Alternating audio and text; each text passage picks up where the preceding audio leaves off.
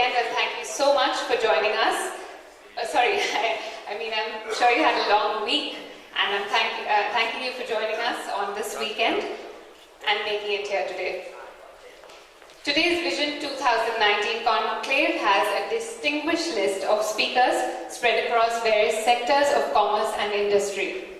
We have 4 very interesting sessions spread across the day, and I assure you it will be a Saturday well spent. Let me call upon our moderator and our panelists for our first session, but first let me begin by telling you a bit about Jito. Jito, which stands for Jain International Trade Organization, is a worldwide body of businessmen, industrialists, knowledge workers and professionals from various sectors, reflecting ethical business practices. Jito strives to achieve socio-economic empowerment, value-based education, community welfare, compassion and spiritual enlightenment of fellow beings through global friendship. The organization has 36 chapters all over India. The vision of Jito is to become a world-class organization of all Jains united to achieve higher economic prosperity. They aim to take care of the underprivileged and enrich humanity with a violence-free, poverty-free and disease-free world. The Jito mission is to develop value-based education, knowledge institutions and economic empowerment. They aim to preserve the Jain principles of non-violence, noble charities and have a peaceful world with compassion towards all living beings. The primary objectives of Jito are Seva, Shiksha, Arthik Sudharta, social upliftment and spiritual enlightenment. Jito Mumbai GOWALIA Time Chapter has 106 members consisting of 51 FCP members and 55 patron members, including Chairman Mr. Rajesh B. Vardhan and Chief Secretary Mr. Joit Kumar Jain. This chapter ensures that funds collected are utilized optimally and members actively participate in the events organized by the chapter. Jito GOWALIA Time Chapter in the past year completed events like laptop distribution, a charity celebration cricket match, positive thinking workshops for women, career counseling for 500 children, scholarship distribution for deserving students, and much more. We now begin with our first session. Let me call upon the moderator and our panelists for the first session, which is infrastructure, power, port, road, rail, and aviation. The moderator for session 1, Mr. Jwalit Vyas from the Economic Times. Please welcome Mr. Jwalit Vyas. Jwalit currently works with the Economic Times and is the winner of the Red Ink Media Awards for the Best Business News Story for the year 2013-14.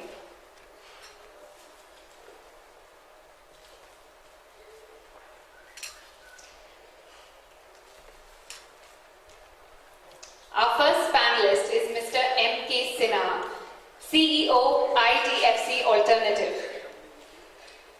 Please welcome Mr. M.K. Sinha. Mr. Sinha is an investment professional with over 24 years of experience. He is currently the managing partner and CEO of IDFC Alternatives Limited, which is one of the largest multi-asset class funds in India with over $3.1 billion under management. IDFC Alternatives is a 100% subsidiary of IDFC Limited and one of the most prominent lenders to the infrastructure sector in India. IDFC Alternatives is active across 3 asset classes: private equity, infrastructure and real estate. May I now call upon Mr. Nikhil Gandhi, who is our next panelist. Okay. I beg your pardon, Mr. Nikhil isn't with us today. Our next panelist is Mr. B.P. Raja, former Chairman, Maharashtra Electricity Regulatory Commission. Mr. Raja is an IAS officer of the Maharashtra Squad. He has worked in various assignments at the district, state and centre for 45 years. While on deputation to the Government of India, he has held posts in the Ministry of Human Resource Development, Planning, Commission and the Ministry of Defence.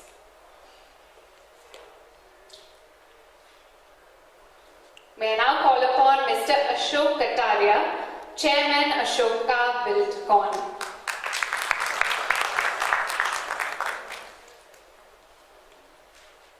What started with a borrowed capital of rupees 5,000 is today Ashoka Buildcon Limited, one of the leading infrastructure companies in the country. Ashoka Buildcon specializes in BOT-based infrastructure projects and has a portfolio of 28 such projects in India. It has an order book of over 5,000 crores and is present in over 7 states of India. Our next panelist is Mr. Ramana. Mr. R. Ramana, please join us on stage. Mr. Ramana is the Additional Chief from the Transport and Communication Division, MMRDA. He has 25 years of professional experience working with MMRDA since 1991 in various capacities. He is currently in charge for the following projects: Mumbai Metro Line 2, Mumbai Metro Line 3, new metro lines, and financing of transport infrastructure in MMRDA possessions. And finally, may I call upon Mr. Rajendra Kumar Soni.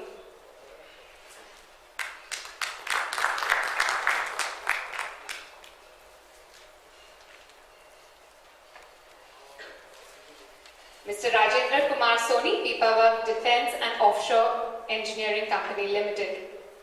Mr. Soni has over 34 years of varied work experience in government and private sectors, including the Ministry of Railways. He has been the officer in the Indian Railways Traffic Service and handled other portfolios for the government. He is a specialist in logistics and supply chain management issues.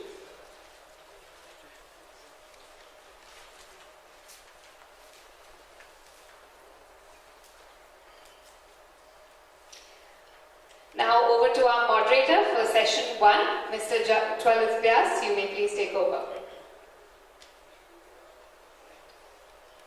I'm so sorry.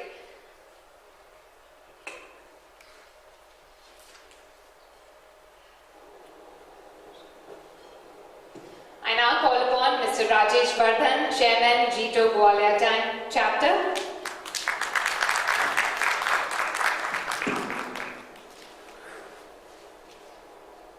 Under the chairmanship of Mr. Vardhan, GOWALIA Chapter has done a lot of charity events and has also helped the society for a better standard of living. Following his academic accomplishments, Rajesh joined his father's real estate group, Vardhaman Group. He is amongst the few developers working towards the clustered redevelopment of Mumbai and the brain behind conceptualizing Mumbai's first jewelry mall, Jewel World, and the theme amusement park, Vardhaman Fantasy. May I call upon Mr. Vardhan to take over the mic and address the audience, please.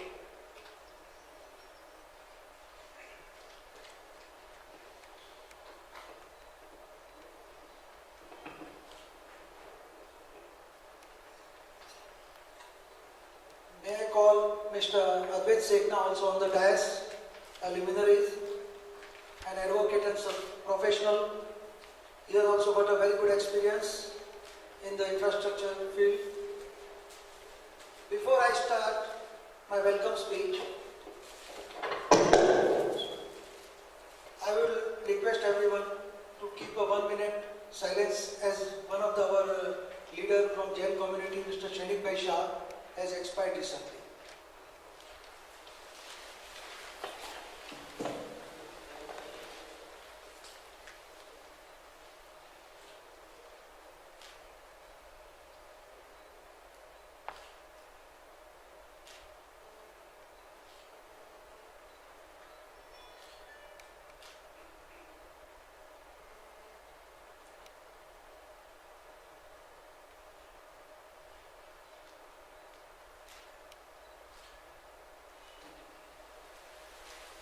I will request our Chief Secretary, Jyot Bhai, to come on the dais. Jyot Bhai, please come on the dais.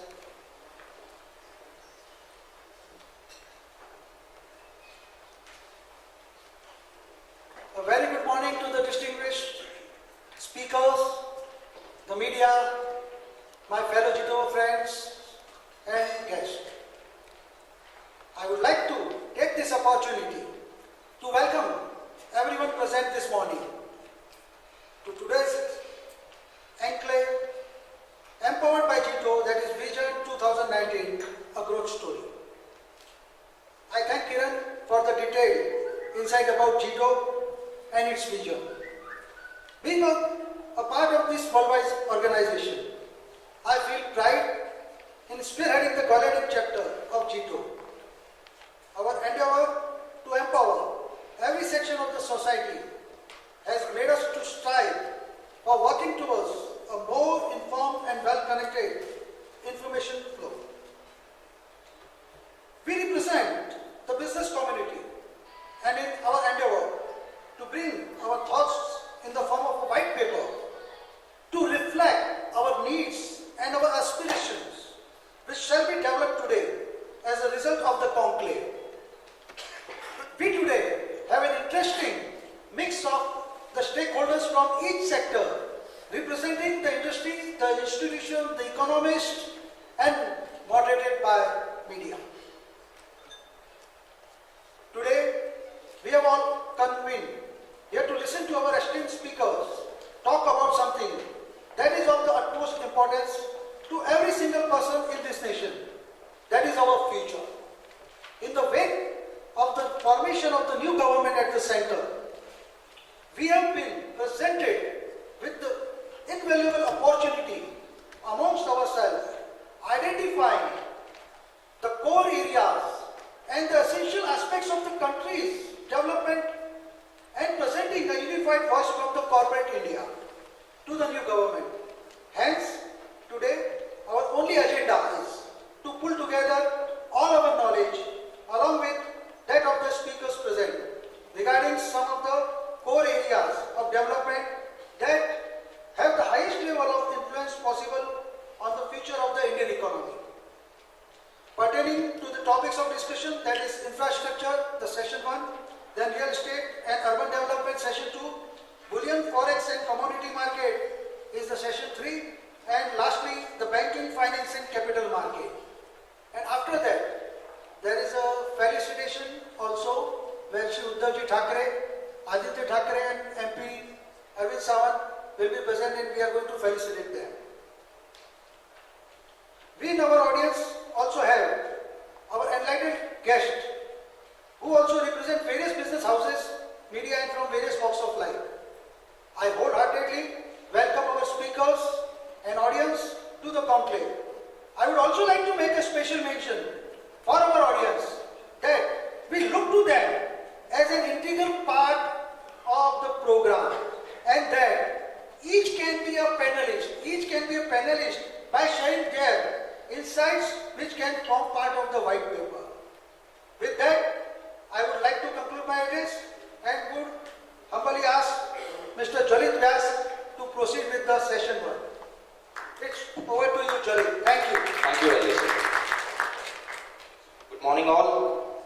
Thanks for coming on a Saturday morning and joining us. Today we are very lucky. We have a panel which is eminent people from the entire infrastructure ecosystem. We have people from the corporate side, government side, bureaucratic side, and even the funding side. So to briefly tell you, we'll be touching upon the various challenges that the infrastructure industry today faces and what are the steps that the government can take to overcome these. So now, since the good days are here, like the BJP logo says, "Achhe din aane wale hai." So I would like to ask my first question, what are the immediate steps that the government can take to revive the infrastructure industry? So I would like to ask Mr. Sinha, what do you think? So I think infrastructure in India was on track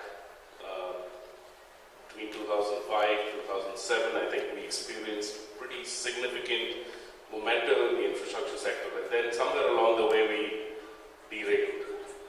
And the reason for the derailment of the infrastructure sector from an execution standpoint was really lack of clarity on policy, flip-flops in the decision-making by the government.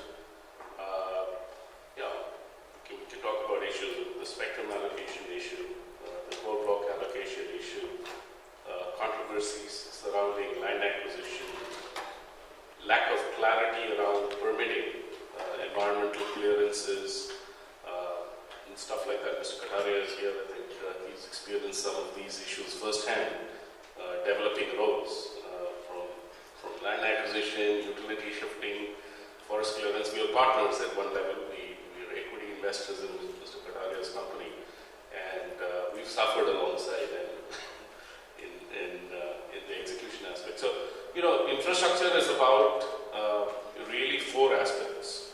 What I am alluding to is the execution aspect of infrastructure. There are other issues with infrastructure as well, specifically in India, and I think the government needs to focus on that, which is front-end engineering and design, which includes how you bid out projects. I think we've kind of halfway perfected the way to bid out projects.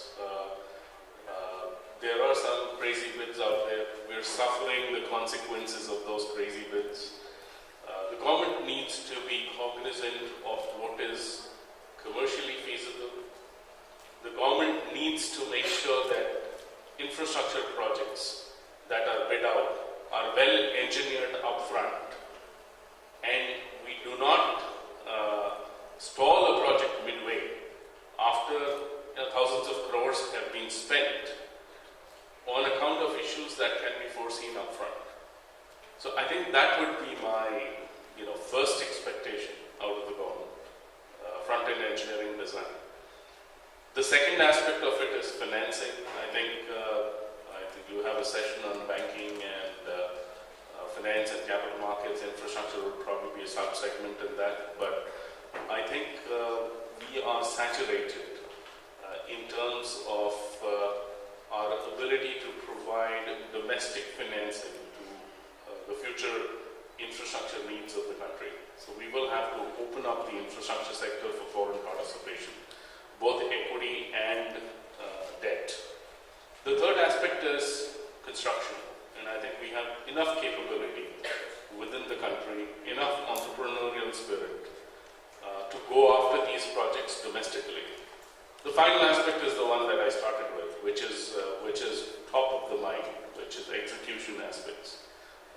Infrastructure projects are projects that you set up for the next 20-25 years, and you cannot be changing the framework after setting the ball rolling in the infrastructure project area. Because when investors come in, when lenders come in, they come in on the basis of certain defined parameters and expectations. And once you spend thousands of crores of rupees, and then you change the rules of the game, investors hurt because they don't get their expected returns. Lenders may end up hurting because they've lent on the basis of certain underlying expected cash flows. So I think these are on the execution side, I've kind of broadly covered the issues, which is land acquisition, environmental clearance,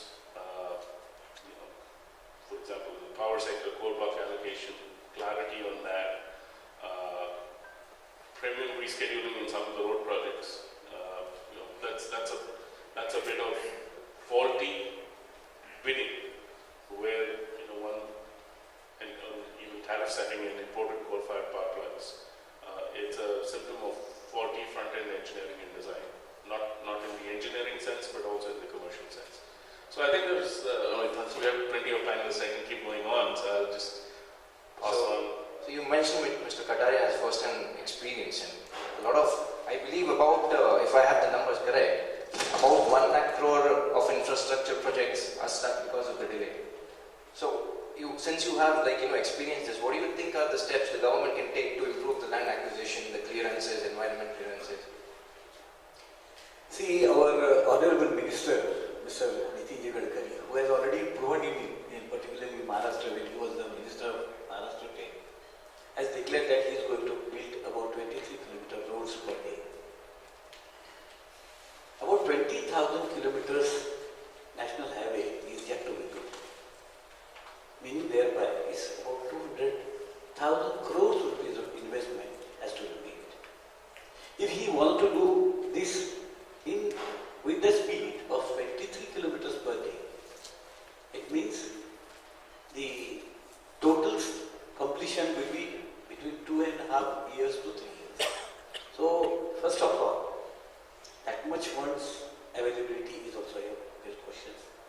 that's why the PPP model, which they have already been installed, has to be introduced.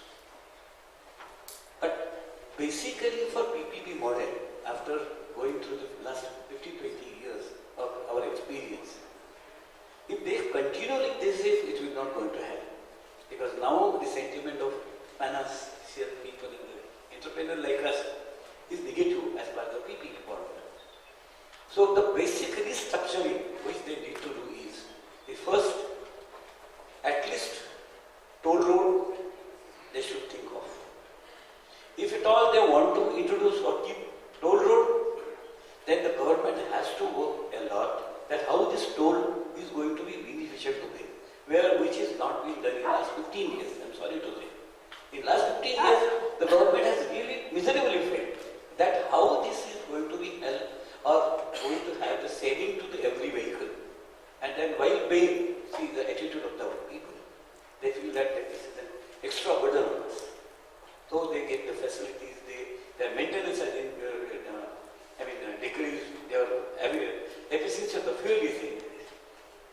So if at all it is to be made successful, the first my suggestion will be that whatever this toll road PPP participation they want, they should be linked with certain development of the lands. They should give certain lands which will help in even promoting the housing also, which is also one of the need of our country. So the land. Moreover, they should have to increase, they should give the annuity. For annuity, a little cess has to be. Cess is already there for diesel and petrol. A little cess has to be. Today, I think more than 20,000 crores would be they are collecting out of cess. A little increase in cess may give another 10 to 15,000 crores, which will definitely help in annuity, where the annuity and the land development combined together definitely helps. And then you will find that the great institution like infrastructure development, who is the really pioneer in this, all these people, they will come forward, entrepreneur like us, because we are totally secured. And that's why the dream of him is definitely, it will go through. And you will find that there is a vast economical development. Because only national highway, I'm talking about 200,000 crores would be. Another equivalent will be expected, will be done in state highway and the connectivity to the all villages, which has already been done with the Pradhan, government is doing that out of that says, Pradhan Mantri village street connectivity. So, what I think, if really they want to do, this is how one. The second thing which is most important, as Mr. N.K. Sinha told, regarding the hurdles. What are the hurdles? Number one is the forest clearance, second is the encroachment, third is the land acquisition, fourth is the mining, and the fifth is the relationship between the center and the state. This is also playing a very vital role, and you will find that all projects are delayed like anything, and because of the escalations and all that things has, and really more than 76,000 crores rupees of claim is going on national highway. This is how the things are. So for this, they have to make these all rules and regulations. They give the permission, but it takes a hell of a time. So that they need to shortcut, and then definitely the dream of the minister will be fulfilled. Thank you. वैसे mister Kataria आप कह रहे हैं कि basically जो toll पे ध्यान देना चाहिए, पीपीपी मॉडल बढ़ाना चाहिए गवर्नमेंट को, and second is all clearances they should make it fast, like whether it's environment, land acquisition. So Mr. Raja, you've actually worked very closely on these issues. So I'm sure you can suggest what are the ways, like he also mentioned that state and central government should be in alignment to make the process faster. So what do you think? How do you think the government will be able to do this?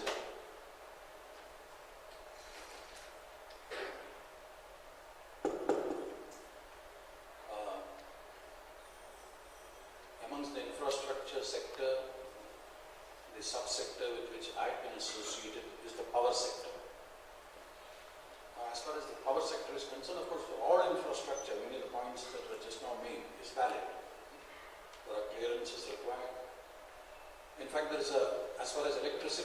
concerned, the entire change comes out of a new enactment called the Electricity Act 2003. And now we are in 2014, so the act is 11 years old. Some things have succeeded, many have not succeeded. And there are a lot of dilemmas in this sector. What is the reason for this Electricity Act? Again, multiple objectives, but the main thing was to bring in more investments. Now for that one has to take a longer vision.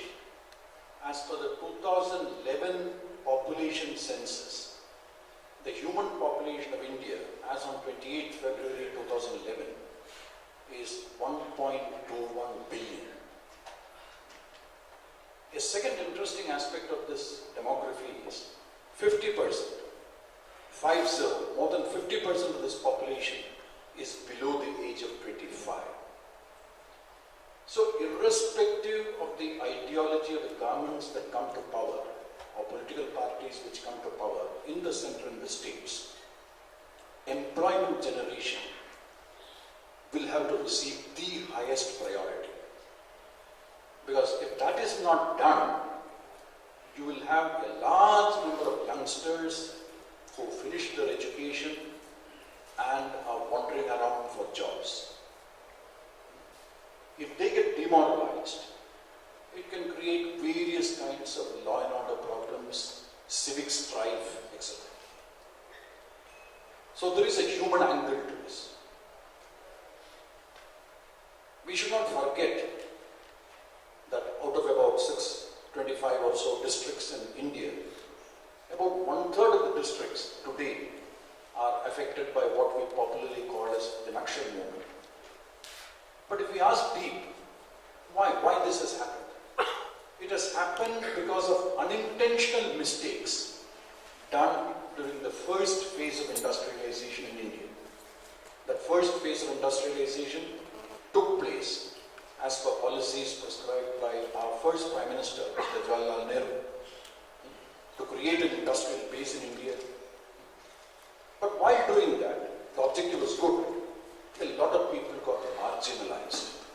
Most of the industrial activity at the beginning, including mining activities, were actually in the eastern part of India, because the mineral-rich states in India are typically states like West Bengal, Orissa, Jharkhand, Chhattisgarh. Broadly the eastern part of India is where most of the mining took place. A lot of industrialization came. But the people belonging to that part, when we look back, were people who benefited least. With whatever was happening in eastern India, the benefits were gained more by western India, northern India and southern India. That's one thing which we learned. Nothing was done intentionally. People were paid land acquisition, and besides land acquisition, nothing else was paid. That land acquisition money got exhausted in a few years, and then people in the middle of the life don't know what to do. The land has been taken away. You get marginalized. And in my own view, the root cause of the Nakshal movement is that. Now we should never forget that. Now, post-economic reforms, India is going through a second phase of industrialization. And there we have gone through a learning curve, which is very complex. Now, limiting myself then to the power sector, the total power production in India was less than 2,000 megawatts at around 1950. Now it is about 1,40,000 megawatts. So we have come a long way.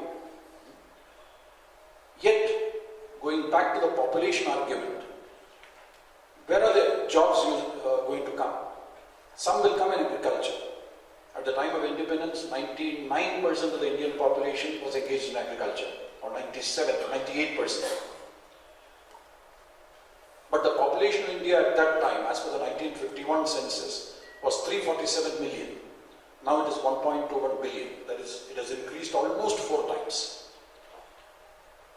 So 99% of 347 million, if you work out that figure, today the number of people engaged in agriculture or the primary sector of the economy is about 70%.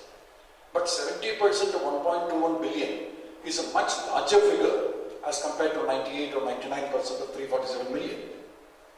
So agriculture or rural India will continue to play an important part.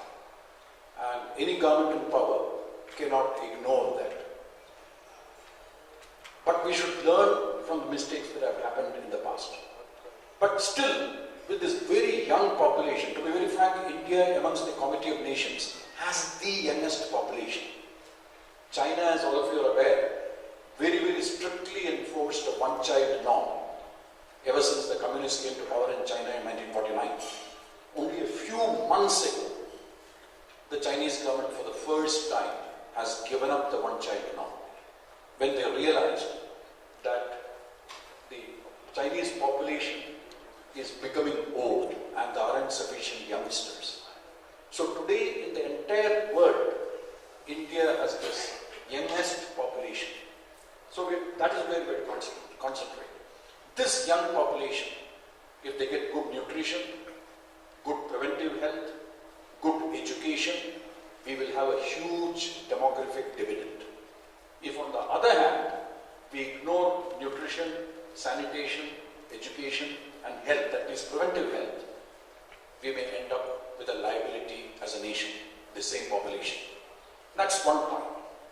Coming back to employment, many of these jobs have to be necessarily created in the secondary and tertiary sectors of the economy.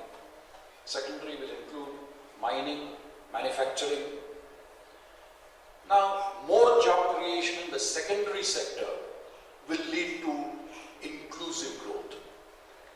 Because to work as a tradesman or an industrial worker, you need to acquire certain limited skills. And there are a lot of people, it does not require too much of a formal education. You acquire skills and people will get jobs in their own areas. The tertiary sector, the services sector, has a bias towards city educated, urban educated, and people who can at least speak English. It's biased towards them. So in a real sense, in my view, maximum jobs need to be created in the secondary sector. Otherwise, we can have this so-called regional conflicts. In fact, that is what happened when in the 2004 elections, when the BJP was completely confident that they will come back to power, they lost it. Because India was shining. Only a small part of India was shining. The rest of India was in distress. Now, so attracting investments, because for this job creation, most of the activities which are emerging both in the manufacturing sector and services sector need commercial energy. That is, they need electricity, certain things need hydrocarbons. The transportation sector broadly runs on hydrocarbons. Other than transportation, broadly, mostly it runs on electricity. So if we want an 8% annual rate of growth of GDP, you definitely require a 10% annual rate of growth of new commercial power. Let's say things like electricity. When it comes to hydrocarbons, India can never be self-sufficient in hydrocarbon. We are very, very vulnerable.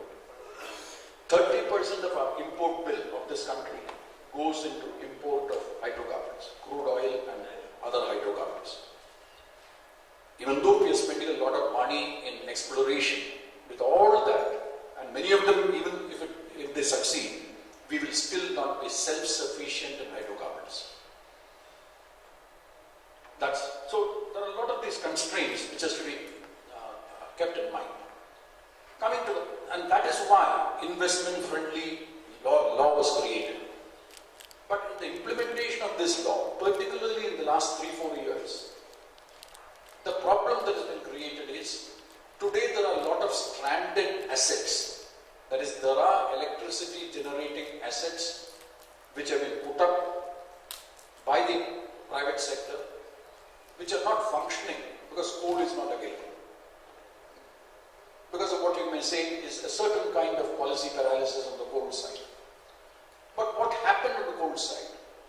We should not forget that coal got nationalized in India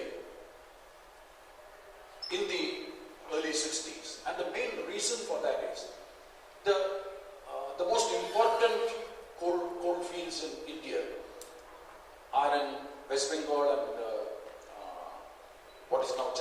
the so-called Raniganj coalfields and the Jharia coalfields. But I don't know how many of you are aware that till late 50s, miners in India working in coal mines were working even without footwear. They were going underground barefoot. That is, safety standards for workers, etc., was absolutely poor. At that time, the private companies were doing a lot of unscientific mining, which led to a problem of subsidence and fire in many of these coal mines. If you go to Dhanbad and about 20 kilometers around Dhanbad, even today there are 67 sites where underground fire is raging. Because coal is a combustible substance. So coal, ignition temperature and oxygen, that is air, when they are brought together, it will catch fire. There are 67 sites even today where fire is raging. The coal is getting destroyed. Now it was these kinds of circumstances which led to the nationalization of the coal industry, which, as you know, constitutionally went right up to the Supreme Court. Finally, the constitution itself had to be amended, and the right to private property is now no longer a fundamental right under Article 19 of the Constitution. It was deleted as a fundamental right because of the litigations that came up as a consequence of coal nationalization.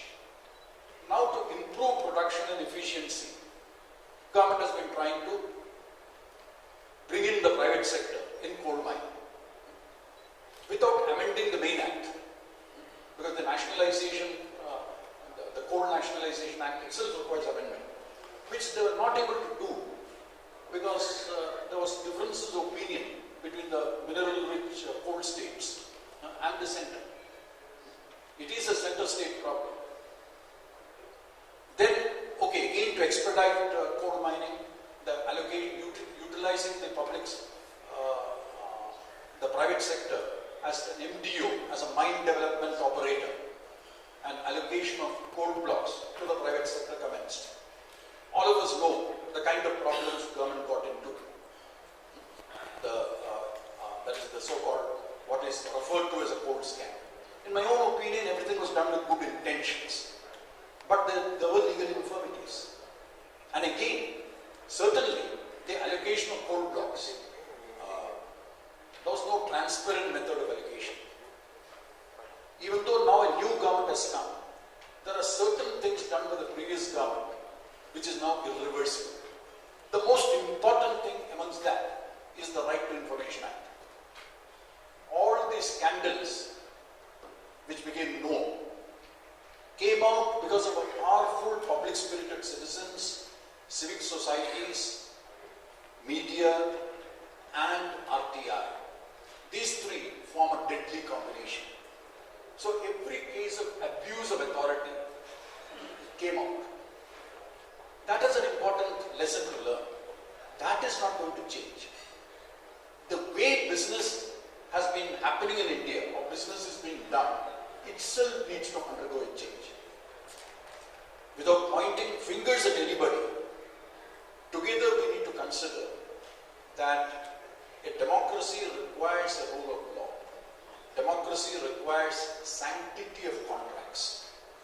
In the power sector, the sanctity of contracts has come into trouble.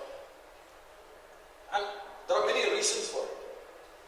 But one of the reasons is the way business is conducted. When it comes to private-public partnerships, finally contracts have to be signed. But to put it very simply, today most bidding strategies, when these bids are to be bid, is based on, okay, my first objective is somehow let me become L1 and get the bid. उसके बाद जो भी problem आएगी, तब देखे जाएंगे. We will cross the bridge when we come to it. In the process, a lot of mistakes have also been done in bidding.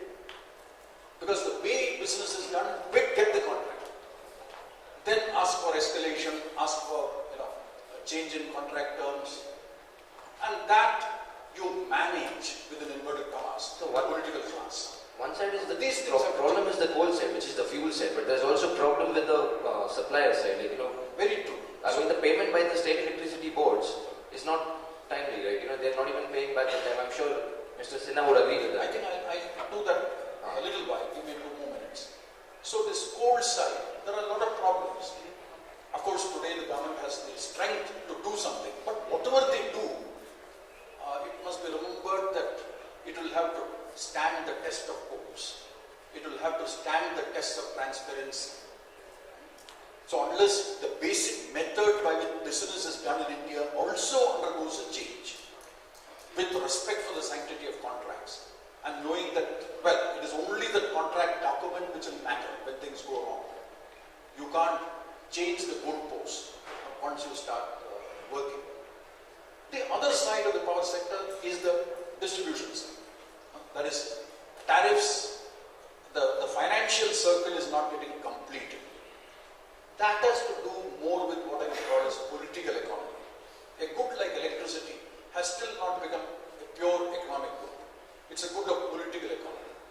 If I were to take the state of Maharashtra as an example, the biggest distribution licensee in Maharashtra, which is the Mahavidar, the state discom, has an annual revenue requirement of the order of about 52,000 crores. That's the kind of money that the regulator gives them. But out of this 52,000 crores, there is about 5,000 crores of direct subsidy given to the government. About 4,500 goes for agricultural pumping to the farmers, and about 500 crores goes to the power loom sector. These are the two sectors who are subsidized by the state government in the tariffs. But over and above this, there is about 8,000 crores of cross subsidies, where the electricity charges for industries in particular is much higher than the average cost of supply. So much so that electricity tariffs for industry have become very high. So now, for clearing this, Coming to coal, sir, I would actually like to talk about Certainly. the railway side. Coal, we say the rail, there's a lot of inventory of coal, but there's not enough railway in the country. Not only for coal, but if you look at for other, even people transport. The connectivity, rail connectivity, it's quite poor. Although India has the biggest railway line, it's very poor. Mr. Soni, could you just say what government can do in this department? Yesterday they bit the bullet by raising the freight cost and the railway fares. So what other things they can do? Thank you. You brought me back to say about 10 years or 11 years since I left the railways. I quit the railways. I think so. Your question was the government, before we go into the pedagogy of talking about what went wrong, what is going wrong. In my opinion, could be a question I would repeat was what the government needs to do. In my opinion, could be a radical, obtuse view, but I straight shoot from there. First thing the government needs to do is what Jito has done. They should call a conclave for understanding what is infrastructure. In my opinion, there is no understanding of the infrastructure in India.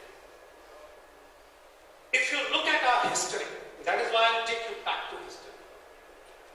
We are a civilization which is considered to be more than 4,000 years old. If you see Harappa, Mohenjo-daro, I am close to Gujarat, both are, and that's why I think so. The Gujarat model worked very well. We had a fantastic concept of town planning, basing the cities where they are.